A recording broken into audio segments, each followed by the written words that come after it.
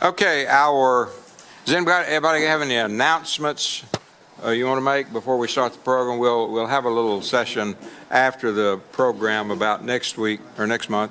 Meanwhile, has anybody got any announcements to make, events going on that we need to know about or anything like that? Okay. They say we might have rain. When? That is an event. When? What is that? Next weekend. They say. R-A-I-N, rain, what you're talking about? Yeah, I believe that's how you spell it. I think they're Need to check talking his, about or Saturday temperature. night and Sunday. And it's weekend of the horses. I'll mention also that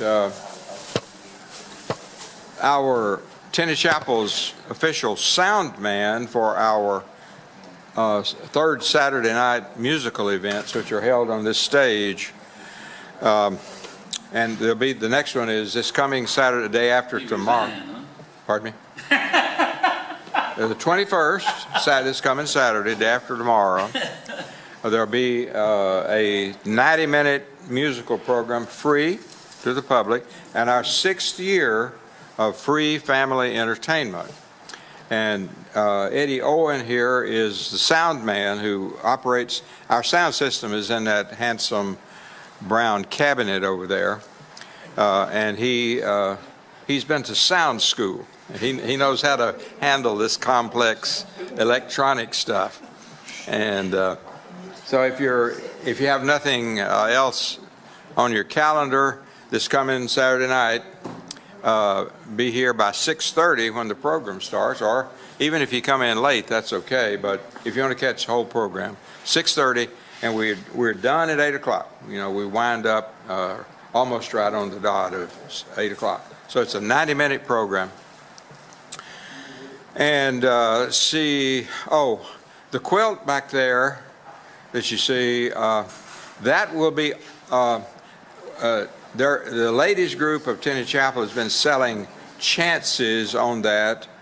You know, buy a ticket, put your name on it and everything. It's at $1 per chance. I think if you buy $5 worth, you get an extra one. You get 6 for $5, but $1 a piece. That is going to be auctioned off, or the drawing is going to be held during the week of the Christmas in the Park thing, which is the second week in November. November 11th. Yeah, Veterans Day. And so if anybody in here have thought, yeah, I'd like to have that quilt, and you haven't bought a chance on it, if you see me or Ronnie after the, or Linda, if she's here, you know, after the program today, you know, we can get you the tickets and buy them. Yeah. Ed? I'll tell you a story about last year's quiz. Ellie was running the booth there for Winsboro Methodist Church quilt. She's heavy into quilting. And I was helping her, and she said, "Did you give me a ticket for that quilt?" I said, "No." Well, about 10 minutes before they had the drawing, she said, "Well, you've got to get me a ticket." I had 2 $1 bills. I run up and I give the lady the money, and she just wrote Ellie's name on it. And afterward, we packed up. We was leaving. We was out and back. Linda come running down, hollering, Ellie, you won the quilt." I said, who? That was a miracle. Well, congratulations. I average spending $50 to $60 a year on quilt tickets between your church and ours, and I have never even come close. She gets 2 tickets in one. Well, okay. So our program tonight, Nancy Whistler, you know, did a program some months ago on the, help me, the what? Sac and Fox, you know, which is not a tribe that we had heard of very much before. In fact, that's the only program we've ever had on the Sac and Fox. It was spelled, I think, S-A-C, and it was an N. Epperson, Sac and Fox. Yeah, ampersand, okay. Sack and Fox. And it was a very interesting program. And tonight she's going to be talking to us about heroes of the Native American culture. So we know that she does a good job, and we're looking forward to the hero presentation tonight. Nancy Whistler. And yes, she is a descendant of the Whistler's mother painting. Whistler's mother, yeah. The painting. He's not an Indian. The guy named Whistler who painted. I guess he painted. Whistler. Yeah. So give us detail on Whistler's that. More detail on that, if you would. On Whistler's mother? Just so we know what your connection is to that. Oh, well, the Sack and Fox,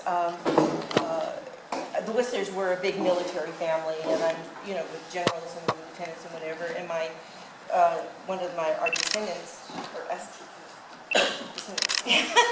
anyway, established the Fort Dearborn that became the city of Chicago.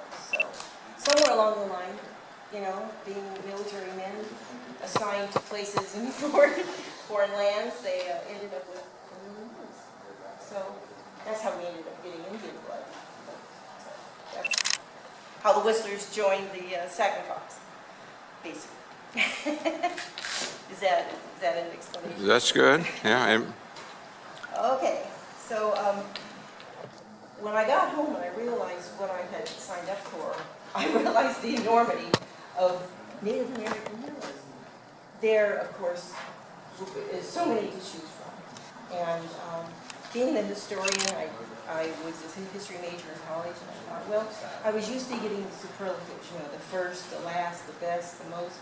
I thought, well, how am I going to approach this? So I kind of, as I got into it and started reading a little bit about some of the very important people, I thought, well, I'm more interested in what made them tick. Who were they and why and how, and more of the philosophy behind it. So tonight, of course, we're going to try and list all of them, repeat them all night, but I picked a few, and I wanted to look at them in just a little different light. So I hope we can go through these and you'll see how my twisted mind works. Okay, first of all, Chief Joseph, one of my favorites. I like to leave with him. Some of these you'll recognize, and some of them towards the end of the program you might not know. So that'll be an industry one. But you can't really leave out these important ones, when you're talking about Native American heroes and what they did. Chief Joseph, and I apologize because I don't have the memory I used to have, so I rely more on my notes than I should have been. Okay, Chief Joseph was the leader of the Nez Perce. Chief Joseph's father's dying words were to never let go of their homeland. Having attended missionary Spalding's Christian school, Chief Joseph was left wondering what the meaning of Christianity was when the whites sought to remove peaceful Indians from their homeland. When all other leaders had turned to war, Chief Joseph was put in a position to fight. Chief Joseph became a general of unsurpassed strategy in conducting one of the most masterly retreats in history. He was quoted as having said, "I have tried to save you from the suffering and sorrow. Resistance means all of that. We are few, they are many. You can see what we have at a glance. They have food, ammunition in abundance. We must suffer great hardships and loss." In defeat, he did not hate whites, but was profoundly disappointed in the claims of a Christian society. Chief Joseph was also quoted as saying, "Let me be a free man, free to travel, free to stop, free to work, free to trade where I choose, free to choose my own teachers, free to allow my religion and my father's, free to talk, think, and act for myself, and I will obey every law or submit to the penalty." Perhaps a different way of looking at this would be to say, give me liberty or give me death. So I think you find a lot of parallels in what was going on with Native American leaders and with the white men. Okay, Sacagawea, Shoshone-born but was captured and kidnapped by the Hitatsi Indians, eventually sold to Toussaint Charbonneau, a French-Canadian trader who took her as his wife. She was most noted for being instrumental in the success of the Lewis and Clark expedition. She was highly valued for her language skill, and her connections with the Shoshone tribe, since her brother had taken the place of chief after their father had died. Her presence as a woman helped confirm to the tribes the peacefulness of their mission. After a major windstorm, the expedition's boat nearly capsized, and Sacagawea saved William Clark's journals, causing Clark to name the Sacagawea River after her. When they started the expedition, Sacagawea's infant son was only a month old. So she accomplished most of this journey while tending for her infant son, which I think anyone here who's had children and raised children knows what a feat that must have been. Later, several years after the expedition, William Clark would adopt her son so he could attain an education.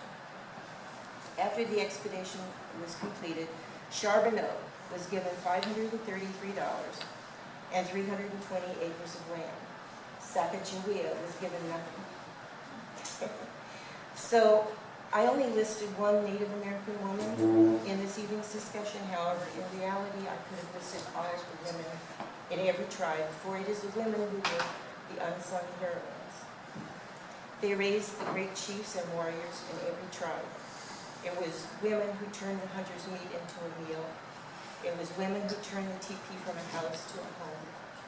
And even while living a Spartan nomadic lifestyle, women bore and raised their children, constantly enforcing the concepts and values inherent in Native American culture. In my own experience, the truest Native American spirit, after Lincoln ordered the killing of all the slaves, or all the slaves, I'm sorry, killing of all the Indians east of the Missouri River, and this is just a personal aside, I'm not putting her up in the same light as Sacagawea, but anyway, after he had ordered the killing of all the slaves in the Black Hawk War, this is my great-grandmother, and it was her mother who put her on her back and swam the Missouri River to escape to freedom, even though she didn't know what that freedom would be. But this is her, and I'm wearing her necklace tonight. So that's just a personal note. Crazy Horse. Jerry, do we have, a lot of us can't hear her. Oh, can you hear me now? I'll talk a little louder. Eddie, is there a possibility we could get one of these mics brought down here or not? Well, until then, do you want me just to talk louder? Yeah, Start reading, you go down. Oh, okay. Crazy Horse, Sioux Nation. He was an uncommonly handsome man, physically perfect, and embodied the true Indian refinement. Crazy Horse's boyhood was spent carefully brought up in the tribal traditions. Peaceful Sioux prided themselves in childhood training and development, being taught that the qualifications of a public servant was big-heartedness, generosity, courage, and self-denial. An example of this is demonstrated in the story told of his childhood. After a hard winter, when he was 4 or 5 years old, the hunting had been meager, and his father brought home 2 antelopes. So Crazy Horse went and announced to the village, please come to his mother's tent for dinner. So they gave all but 2 meals away. This was the generosity that he had been taught as a child. Crazy Horse was a born warrior, not a son of a chief, nor was he ever known to give a speech. He was a fierce warrior and successful at every battle. His teepee was a gathering place for other young warriors, and he had a reputation of being a fierce warrior and leader. His most famous battle was his part in defeating Custer at Little Big Pond. Still can't hear me? the mic isn't live yet. Doesn't turn the mic on. He must not have turned it on. Yeah, he's doing that now. Oh, he's doing it now. Okay. Should I go on or wait? Or I would just wait. I think but nobody can hear me? it won't be long before he has it ready. It's hard for me to hear you, and I'm ready. Well, it makes me feel good you want to hear it, so I'll wait. I do want to hear Because I think most of us are Indians. We got Indian in us. Just a side note on the Lewis and Clark expedition. Yes. Richmond's fifth great uncle was John Shield, and he was the ammunition expert that went on the Lewis and Clark expedition. we all have these connections. That's why I threw in my grandma, my great-grandmother, and we're small in numbers, but there's all the connection to all the tribes. While you're changing, if Linda bring that paper, there was a paper in the Winsboro paper that was about Cleveland Springs, and a lot of their Indians lived on Cleveland Springs. It's in the Winsboro paper last week. Last week's paper. The one that Bill wrote. Yeah, Bill wrote the article, so if you still can get a copy. Still working? Tap on. It's working? Yeah, it's working. Can you hear it now? Yes. Shall I go on from the beginning? We're out. Put it up closer to us and let's see. Okay. What, can you hear me now? Yeah. Yeah. I can hear myself. Great. Okay, Crazy Horse was a born warrior, not a son of a chief, nor was he known to give a speech. He was a fierce warrior and successful in every battle. His teepee was a gathering place for young warriors, and he had a reputation for being a fierce warrior and leader. His most famous battle was his part in defeating Custer at Little Bighorn. Crazy Horse was killed when the military was attempting to arrest him. He was going to the garrison because his cousin told him to go to the Army headquarters to explain himself and clear up rumors. He became alerted to the trick and armed only with a small knife. When he turned to leave, he was bayoneted in the back. His father sang a death song over him, and his body was hidden forever, buried in the Badlands, not to be polluted any further by white man hands. Crazy Horse died, one of the ablest and truest of American Indians. He was never involved in any of the numerous massacres on the trail, but was a leader in practically every open fight. Crazy Horse. Sitting Bull. Sioux Nation. Okay. Sitting Bull got his name when, as a young man, he and some others were practicing hunting skills on young buffalo calves, and Sitting Bull was thrown from his pony. An aggressive buffalo calf challenged young Sitting Bull, who was now on foot. Sitting Bull took the buffalo calf by the horns and wrestled it to the ground, forcing it back on its haunches. The others laughed and pointed, saying, "You caused the bull to sit." So the name stuck. Sitting Bull was considered the brains of the Sioux. While not the physical warrior of Crazy Horse, Sitting Bull was aggressive and had the verbal ability to be a great leader. Sitting Bull's most famous battle was that of Little Bighorn's defeating Custer. Sitting Bull is quoted as having said, "I am a red man. If the Great Spirit had desired me to be a white man, he would have made me so in the first place. He put in your heart certain wishes and plans. In my heart, he put other and different desires. Each man is good in his light. It is not necessary for eagles to be crows. We are poor, but we are free. No white man controls our footsteps. If we must die, we die defending our rights." So this phrase really struck me. It said, it is not necessary for eagles to be crows. Perhaps a different way of saying this is, we hold these truths to be self-evident, that all men are created equal. So again, I'm looking for parallels, and they were all over the place. So Sequoia, a Cherokee born with an affliction in his leg, his name means pigfoot. Sequoia invented the Cherokee written language. When the alphabet was first introduced to the tribe, they considered it witchcraft. But in his trial before his tribe, his daughter demonstrated how it worked. He was later given $500 by the U.S. government and a land grant in Oklahoma. Sequoia's invention of the Cherokee alphabet produced the first ever bilingual newspaper known as the Cherokee Phoenix. The alphabet ensured the preservation of the Cherokee traditions and history. Of the 5 civilized tribes, Cherokee, Choctaw, Creek, Chickasaw, and Seminole, the Cherokees were the only ones who have written language, and they integrated better with the white man. So Stand White, 1806 to 1871, representing the minority Cherokee, signed the New Echota Treaty, which effectively kicked the Indians from their land in Georgia. and forced the 1,000-mile journey known as the Trail of Tears. Later, the minority Cherokees, led by Stan White, would join forces with the Confederacy in the Civil War. Stan White headed up the 1st Cherokee Mounted Rifle Troop at the beginning of the Civil War. Pea Ridge was the first sizable battle in the Civil War to involve Native American troops. General Albert Pike wrote a good description of Indian warfare at the Battle of Pea Ridge in Arkansas by saying, "My whole command consisted of about 1,100 men, all Indians except one squadron.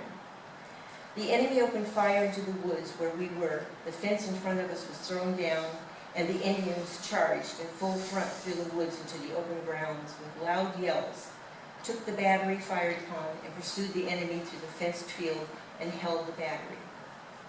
There was considerable fear by the Unions that the Indian Territory would be entirely lost to the Confederacy because of the fierceness of the Indians that they had faced at Pea Ridge. Many assassinations took place between 1845 and 1846 between the minority Cherokee led by Stan White and the majority Cherokee led by Chief John Ross. Chief John Ross, majority Cherokee, also known as Chief Little John. Chief John Ross not only fought the battles to save his people, he heroically challenged the white man using his ingenuity, raw intelligence, and oratory skills to challenge white man law. He argued the case against Indian removal all the way up to and through the Supreme Court and won. Little known fact, because Chief Little John had defeated the white man on white man terms, but how devastated he must have been then to watch President Andrew Jackson refuse to send troops to protect the Indians against relocation. And then he had to lead his people on the 1,100-mile exodus known as the Trail of Tears, all while watching his people suffer injustice, hardship, and death along the way. What strength and courage that demonstrated. Quanah Parker, been mentioned here a few times. Related to him? So I'm gonna do a quick, Quanah Parker was the last chief of the Comanche, Plains Indians, Texas and Oklahoma, our area. Born to a white woman and an Indian warrior, he lived a life as a Comanche. The Comanche were known as great warrior tribe and valued bravery and generosity. That thread seems to run kind of through all of them. Bravery and generosity. They prided themselves in becoming one with their animals. They would guide their horses with their knees and feet, leaving their hands free for weaponry. This natural horsemanship is practiced today. Their spirituality was guided by psychic visions. In hunts or during the war, they would paint their faces with animals that had come to them in visions.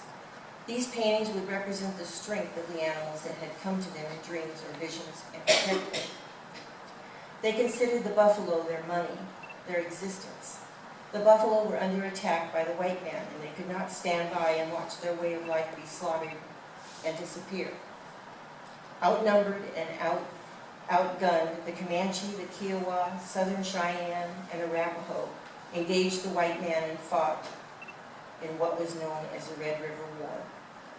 After defeat, Quanah Parker proved to be the best possible leader at the time to help blend and transition his people into the white world. Being half white and half Comanche, he was able to navigate quite well in both worlds and ultimately became a very successful businessman while continuing to lead and assist Comanche people. Then we come to a group known as the Code Talkers. The what? The Code Talkers. Oh, yeah. The Code Talkers. Code talking was pioneered at the end of World War I. It all began with the Choctaw Telephone Squad. With their success, the Code Talkers were expanded to include Choctaw, Cherokee, Cheyenne, Navajo, Comanche, Cree, Crow, Hopi, Kiowa, Meskwaki, Osage, Sac and Fox, and Seminole, and Sioux. I know that the Sac and Fox, I saw in the papers, we have 10 to 12 Code Talkers in our tribe. After the success of the original Code Talkers in World War I, the Marine Corps enlisted Navajo code talkers in 1941 and 1942. When things weren't going so well because the Japanese cryptographers were adept at breaking U.S. military secrets, the Marine Corps decided to enlist Native American code talkers. They enlisted 30 volunteers from agency schools at Fort Wingate, Shiprock, New Mexico, and Fort Defiance in Arizona. Now these young men were to serve as messengers in combat. Some of these men were underage, but because the birth records were at the best loose, they were not well kept and they were inaccurate, so some of these very underage boys would show up to San Diego at Camp Pendleton. These young Navajo Indians had never been off the reservation, had never experienced the ocean, had never seen anything beyond their small little group. The young Navajo reported to Camp Pendleton in San Diego, where they soon excelled to become leathernecks, because they could stand and march when others would fall. In addition to the transformation into leathernecks, these young Navajo men were given the daunting task of devising a new military code system in order to baffle the Japanese enemy cryptographers. These young boys. How these young Indians developed a code system baffled cryptographic personnel and remained a mystery. However, the proficiency of this code was undeniable. The messages of the code talkers were transmitted without error. Major Howard Connor, who was signal commander of the Navajo at Iwo Jima, was quoted as saying, "Were it not for the Navajos, the Marines would never have taken Iwo Jima." This was also stated about the code talkers. In jungle combat in the Pacific, the Navajos' innate strength, ingenuity, scouting and tracking ability, habitual Spartan lifestyle, and utter disregard for hardships stood them in remarkably good stead. After the war, it was determined that the Indians had suffered surprisingly little evidence of serious psychological problems or combat fatigue.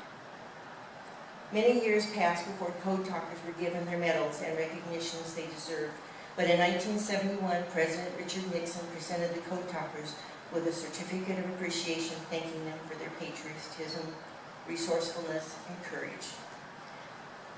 These brave veterans had given the Marine Corps not only unbreakable means of battlefield, had given them the only unbreakable means of communication, saving thousands and thousands of American lives in the process. These were all heroes. And someone you might not know when I was looking at that another World War II hero or veteran was Gregory Pappy Boyington. You might not have known he was an Indian, but he was Sioux. Pappy Boyington was a famous ace pilot during World War II. He received both Medal of Honor and the Navy Cross. His squadron, known as Black Sheep, participated in the Salmon Islands campaign flying out of Henderson Field on Guadalcanal. Pappy was credited with personally shooting down 28 Japanese planes. It was a surprise to me. I didn't expect to find Pappy Boyington. Another World War II vet was Van T. Barfoot.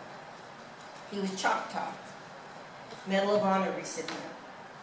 During World War II in Italy, Barfoot was credited with knocking out 2 machine guns and captured 17 German soldiers. Now, if that wasn't enough for one day, later that day he repelled a German tank assault, destroyed a Nazi field piece, and carried 2 wounded commanders to safety. So, he wasn't done.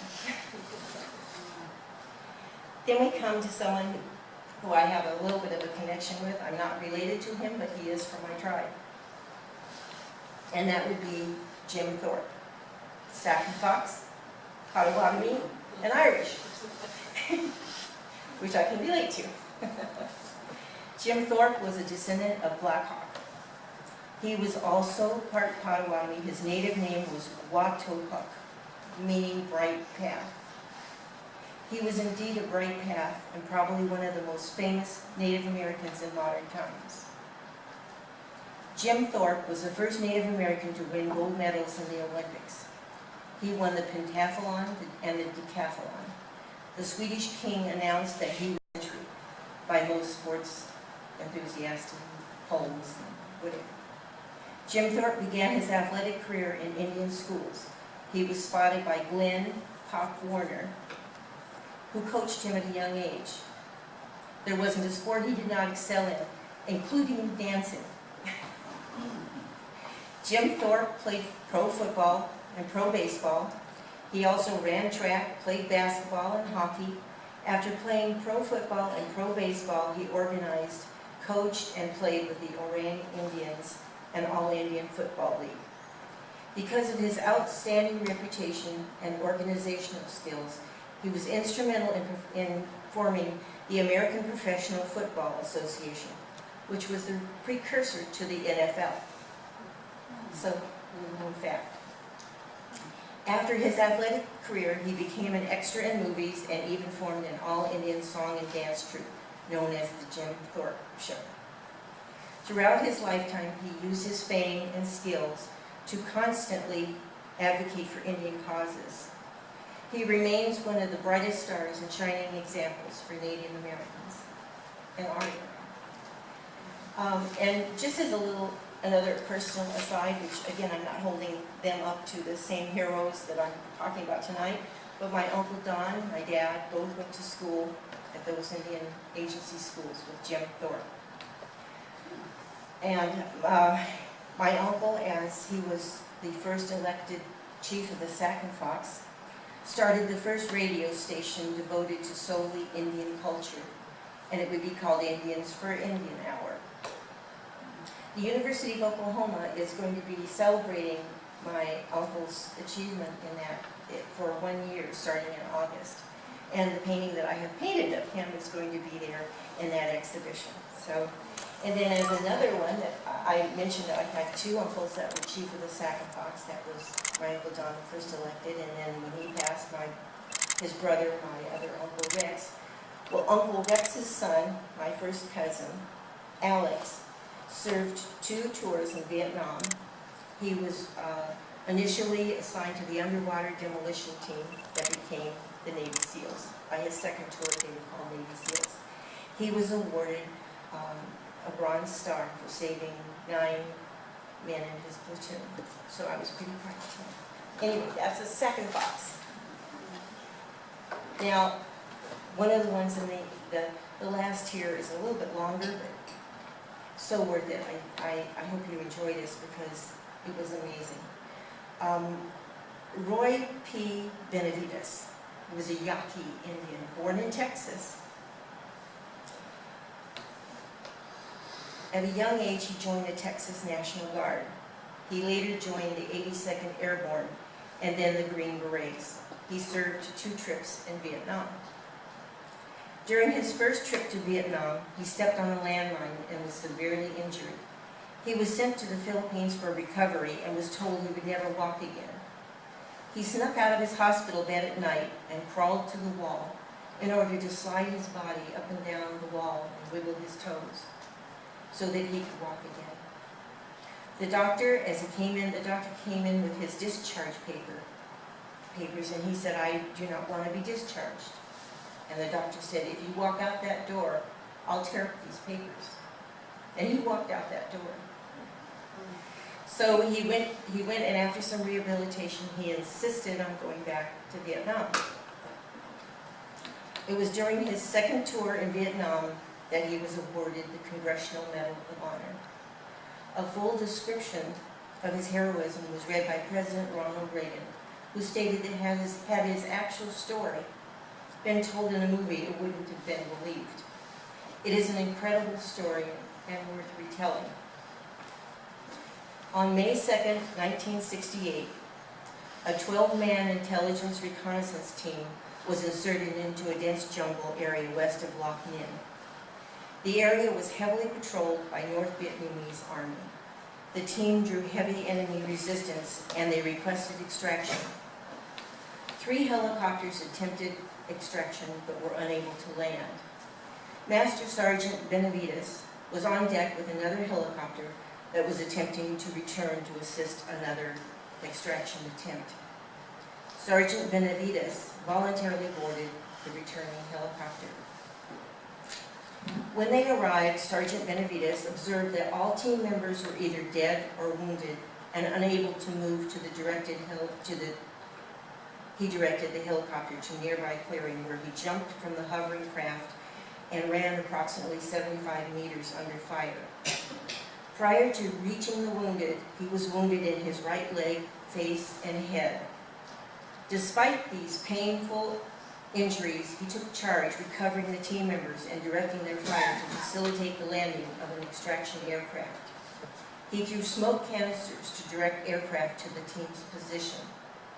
Despite severe wounds and under intense enemy fire, he dragged half of the wounded team members to the awaiting aircraft. He then provided protective fire running alongside the aircraft as it moved to pick up remaining team members. He then hurried to recover the body and classified documents on the dead team leader. When he reached the leader's body, Sergeant Benavides was seriously wounded in the abdomen and grenade fragments in his back. At nearly the same moment, the aircraft pilot was mortally wounded and the helicopter crashed. Although in extremely critical condition, Sergeant Benavides secured the classified documents and made his way back to the wreckage. He gathered the stunned survivors into a defensive perimeter. Under increasing enemy fire, he moved around the perimeter, distributing water and ammunition to his wearied men, reinstalling in them the will to live and fight. Sergeant Benavides then began calling in tactical airstrikes to prevent another attempt at extraction. He was wounded again in his thigh while administering first aid to a wounded team member. His indomitable spirit kept him going as he began to ferry his comrades to the waiting aircraft. On his second trip, carrying the wounded, he was clubbed in the head and arms before killing his adversary. He wasn't done yet. Under intense fire, he continued to carry the wounded to the helicopter. Upon reaching the aircraft, he spotted and killed 2 enemy soldiers who were rushing the craft from an angle that prevented the gunner from firing. With little strength left, he made one last trip to secure the perimeter to ensure that all classified material had been collected or destroyed and to bring the remainder wounded. Only then, in extreme serious condition, suffering numerous wounds and loss of blood, did he allow himself to be pulled into the extraction aircraft. Ronald Reagan further stated that his fearless personal leadership, tenacious devotion to duty, and extremely valorous actions in the face of overwhelming odds were in keeping with the highest traditions of military service and reflect credit on him and the United States Army. So it should be no surprise that Sergeant Benavides was an inspiration for the G.I. Joe figure. So that was a very nice surprise for me. So tonight we have talked about an Indian born with a deformity who invented the Cherokee alphabet, a chief who with raw intellect argued his tribe's case successfully up to and through the Supreme Court, chiefs who out-generaled the great generals of the U.S. military, chiefs who have spoken wisdom beyond the ability of the best trained, educated white men in the civilized world, young Native Americans who have stumped the greatest cryptographers in the world, Native Americans who have displayed uncommon valor and strength on the battlefield, and exceptional athleticism, who have put us on the map with Shinto. The real spirit of the Native American defies definition, but the underlying concept is that of bravery and generosity. Native Americans didn't erect the great pyramids of Egypt or build skyscrapers. They didn't invent the alphabet or excel in great literary works, but they set themselves apart and will be best remembered for their indomitable spirit, which embodies a concept understood by all. Native Americans lived in harmony with nature. Although they were sometimes referred to as an uncivilized culture, Native Americans have made a tremendous contribution and impact on humanity. By example, they have demonstrated the importance of integration between species. They have demonstrated by example how to live life with dignity and courage. I am also proud to be American.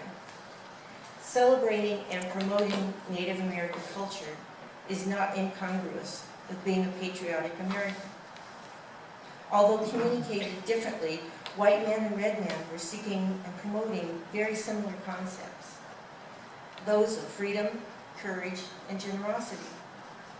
White men learned to control horses with whips and ropes, but that only yielded them a tool or a machine. Red man taught that if you sought to understand and communicate with a horse, you will have a partner and a loyal ally. Remember, it was not called the Sacagawea expedition, but her contributions were an integral part of the success of the mission. And much like the blending of other cultures, such as the English, Irish, German, Italian, our Native American culture is a beautiful thread in the fabric of what is America. That's what I covered tonight. Are you taking questions? Well, sure. If I can answer them, I'll be happy to. That is right. Do you have a question? Oh, yeah. Now, you mentioned Sequoia in your writings. When they got to Oklahoma along the Illinois River, the huge virgin sycamore trees, Sequoia didn't have paper.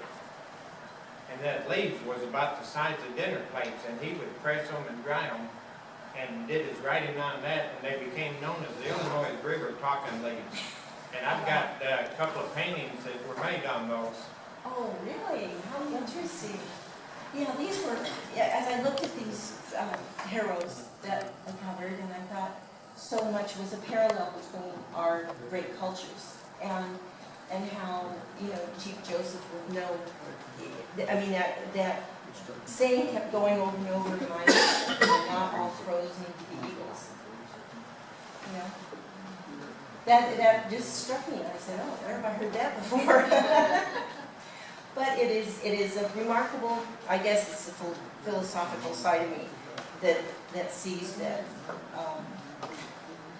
our culture basically was paralleling in a lot of ways that of Americans to the right. The Cherokee language, The African. they call it talking leaves. We'll get the paper from the Cherokee and call it talking leaves. Yeah, see, that's kind of the mark of, they say, the civilization. You don't really go on if you don't have a written word. And that was such a great contribution. There were so many different ways to contribute and to be a hero. I mean, it wasn't just being this incredible athlete on the field or, hero on the field, but there were so many ways. Like Chief Ross, who actually didn't have any legal education that I'm aware of, but he argued that case all the way to the Supreme Court. That's remarkable. Eddie had a question. I don't have a question, I just got a comment. Our kid went to high school out there in Scottsdale, Arizona, and we went up there, I guess, for graduation, some deal. And I met an elderly Indian woman and her granddaughter, and she was a code talker in World War II. I don't know what she did and what her job was, but I was so thrilled to meet her, and I just thanked her. Of course, she couldn't understand me and vice versa, but her granddaughter interpreted everything. I thought, oh, that's cool. Yeah, well, I have another cousin that lives up in Canada now, and she's a second fox, but she speaks 17 different dialects. So, it's quite a remarkable thing to do. And I think that they never could, I think he was asked, or there was a Japanese general, and after he was interviewed, and they told him that it was an Indian dialect, he was blown away. He said, I had no idea. He says, thank you for telling me, because I would have died not knowing why we were stumped, what this strange language was. We were so fortunate in this country, World War II wasn't just won by the soldiers. there's Code Talkers, and Rosie the Riveter, and all of the different people. It was that thread that makes us all one. Contribution of everyone. And that's why, you know, today we don't, I mean, that's just my personal philosophy, but I don't think that I see us in conflict with America itself, because we are just part of America. We are a wonderful part. I think that's it. I'll give it over to you. I'll just say, in reference to Ronnie's comment about the Talking Leaves, many of you are familiar with the Johnny Cash album, which I think came out in the 1970s. The title of it is Bitter Tears, and the entire album is about Native Americans, and one of the songs is titled The Talking Leaves. There's some really great songs on that album, and if you're not familiar with it, the name of the album is Bitter Tears. It's on the Columbia label. Well, we have a lot to be proud of. There was a lot of surprises that I didn't expect to find. Happy Boynton. Who'd have thought? Nancy, I was glad to hear you said that other tribes had to do with the code talking. Yes. Because history for a long time, it was only one tribe, Yeah, no. and that was it. And it wasn't true. You know, there was others even before them, so. Yes. And the only reason it ended up being the Navajo was because, I think probably because they were close to San Diego. And, you know, they could go to one or two schools and get all the, you know, Native American boys they wanted. And, you know, so I think that's probably why it got narrowed down to just Navajo. But it wasn't just Navajo, you know, it was all those other tribes, including, like I said, I used to read in our Sac and Fox paper, we celebrated having at least, I think, 12 code talkers.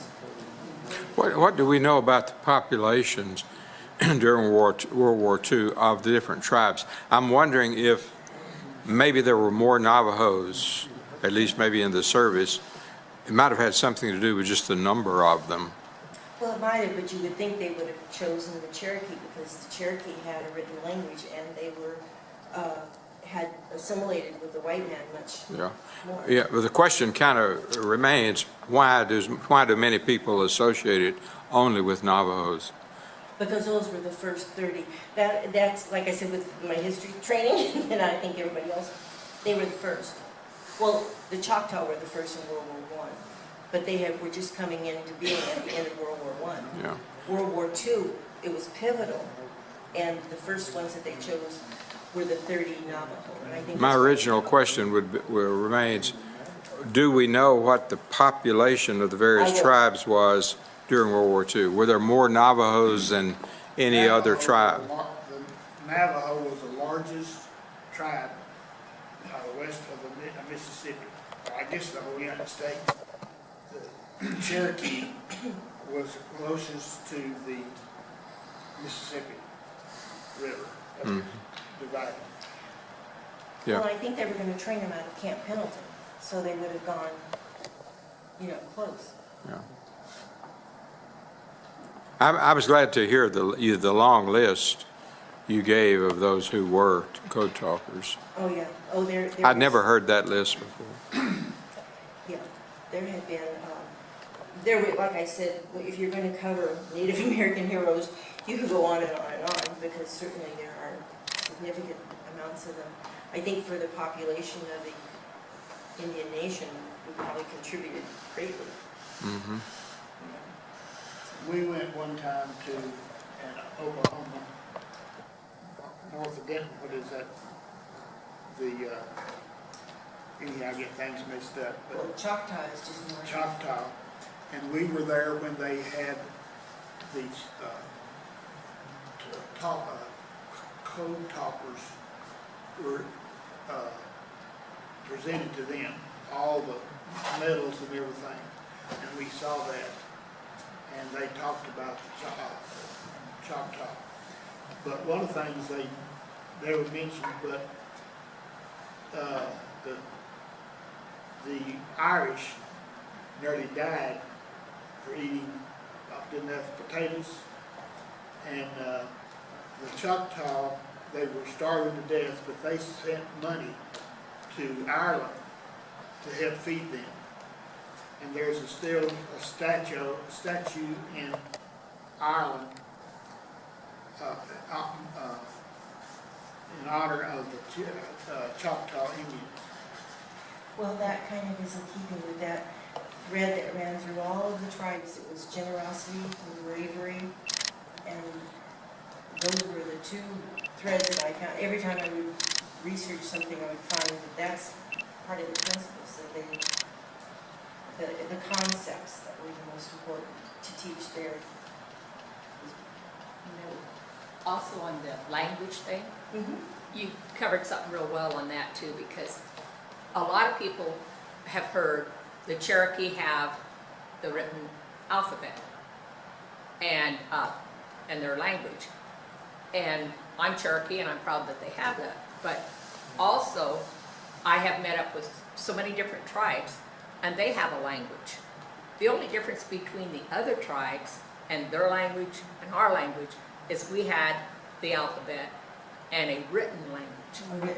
But people say, well, how does the rest of them talk if you're the only one with this? But see, that makes the huge difference. But that might have been why they didn't choose the Cherokee to begin with for code talking, because there wasn't any way the Japanese could find anything written that could be broken. That's true. So possibly the fact that the Navajo and the other nations didn't have a written language was what they were looking for. Yeah, and see, we did. Yeah, so they could, But yeah. I had so many people when I do presentations say, well, how do the other people talk? All the tribes have their language. It just wasn't written. Right. We just happened to be lucky and had Sequoia who could make a written language for us. And to think that it was thought of as witchcraft. It was put on trial. Definitely was. Yeah, so. Yeah, we hope that Nancy Whistler will go home and start work tonight on her next presentation. That was fabulous, I thought. I want to also ask for a hand for the sound man, because I was one of those who couldn't hear either. And I appreciated Corinne bringing it up, and then especially Eddie's wiring it up here. Thanks so much. I did a good job. You couldn't hear me. He is getting loud enough to hear, but not too loud to squeal that thing. Yes, yes. So are there any other announcements before we talk a little bit about next month? Anyone think of anything needs to be announced? If not, I'll just remind you again, Saturday night there'll be a music program here starting at 6:30. It's free, open to the public. Who all going to be there, John? Well, our highlight is probably going to be Charles Niswanger, the musical saw virtuoso. He's been on the program several times, but not in the last almost a year. He moved to Marshall some time ago, and he promised me at the time that he would be able to come back from time to time and perform. This is the first time he's been able to come back. And if you've ever seen him, you know that he really can make great music out of a handsaw. And it's beautiful music. And as far as I'm concerned, that's probably going to be the highlight. We also have a first-time member of our, in fact, those of you who were at the second Friday Bluegrass Jam 2 months ago, not this month, but last month, heard a musician named Hugh Casey who plays a resonator guitar. It's a little bit like a Hawaiian steel guitar, but it's similar, sort of like a dobro. The dobro, of course, is a brand name that has become like Coke for Coca-Cola, a kind of a standard, or Kleenex, have a few brand names have become also generic names. He plays, he stands up when he sings, and he has this resonator guitar like parallel to the ground, you know, and he's got a steel that he runs along it and whatever, and he sings into the microphone. It's a beautiful sound, and he actually lives in the country here somewhere near Pine Mills. I'm not sure exactly where it is, but I talked with him afterward to see where he lived and whether he'd be willing to perform here. And he doesn't live far from this church, actually. So Hugh Casey will be on the program, and we also have the Franklin County Troubadours. They've been on our program a couple of times. That's a guy named Ken Eaton, and his singing partner is Donna Pitts, Pitts. And they're a good group. George Jordan, our original Tinney Chapel troubadour, he started the singing, the troubadour tradition at Tinney Chapel many years ago. He performs sometimes in worship service. He always closes our show we put him, you know, really, he's considered our best, the best that we have to offer. So he's our final performer. Doc Davis will be on the program as well.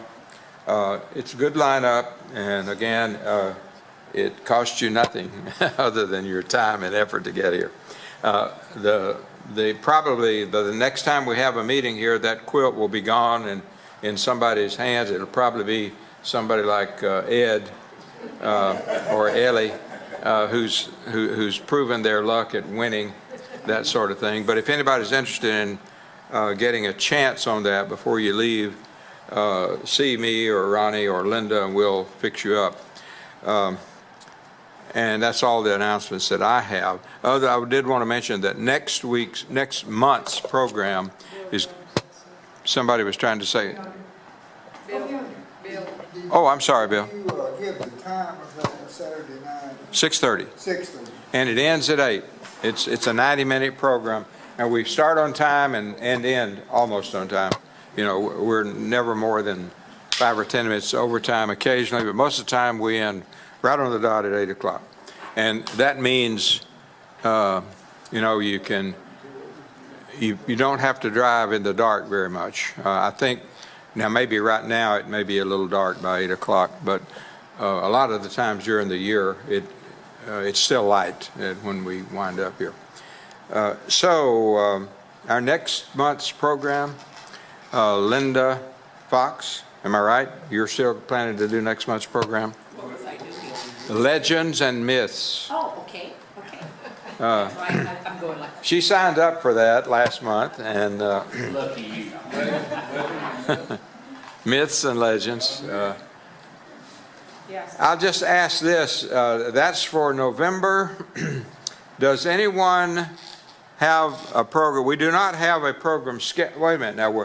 Ronnie, are we meeting in December? Yeah, in our We're house. meeting at her house. Well, Okay, you give the details on that. well, it's just gonna be sort of a Christmas get-together. And I don't really have a program. And is it going to, no program? Okay, is it going to be on the regular third Thursday?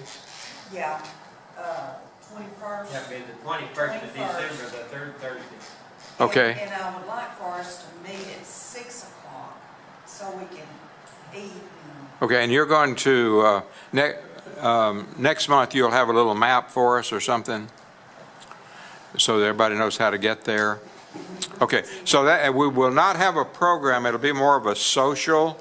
Okay, so it's Myths and Legends for next month in November. Then we don't have a program, but we have a meeting at Linda's house in December, be social. And then in January we'll have Trail of Tears, and in February we'll have the White Buffalo. Is that clear? I mean, did I get it right? Okay.